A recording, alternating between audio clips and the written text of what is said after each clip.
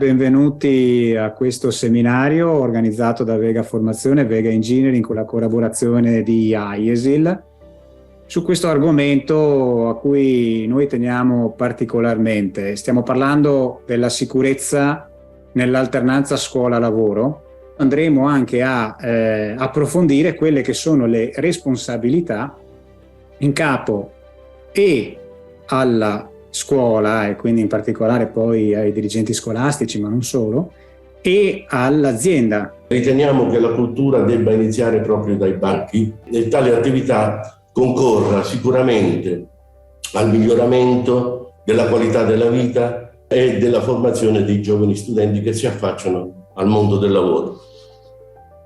Per tale motivo e in questa occasione abbiamo bandito una borsa di studio di 500 euro per la migliore tesina che verrà elaborata da uno studente del quinto anno. Primo riferimento normativo di una certa rilevanza è questo decreto legislativo del 2005, il numero 77, che ha in qualche modo delineato quelle che sono le principali norme generali relative appunto al percorso di alternanza scuola-lavoro. Poi il percorso di alternanza si può attivare grazie a una convenzione che poi la scuola va a stipulare con le aziende, con le cosiddette strutture ospitanti, che in realtà non sono solo le aziende, perché qui vi ho riportato un po' quelle che sono le strutture ospitanti previste dal decreto stesso. La legge 77 del 2005, che è stata la prima che ha introdotto delle norme generali relative all'alternanza scuola-lavoro.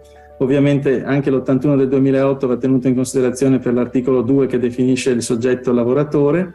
Poi abbiamo la disposizione della buona scuola sulla alternanza scuola-lavoro, le indicazioni di durata e di quantità delle ore che devono essere somministrate in questi istituti attraverso appunto l'alternanza scuola-lavoro per gli studenti del triennio. Nella normativa che regola appunto l'alternanza scuola-lavoro vi sono degli aspetti che in qualche modo devono essere poi anche concordati specificatamente attraverso per esempio la convenzione che viene stipulata tra la scuola e l'azienda, nella quale si andrà a stabilire più nel dettaglio e specificatamente chi fa cosa. Questo è un argomento di estremo interesse, credo lo sia anche per una questione, di sensibilità morale, se vogliamo, in tutela verso questi giovani ragazzi. Saluto di nuovo i relatori e tutti i partecipanti. Alla prossima.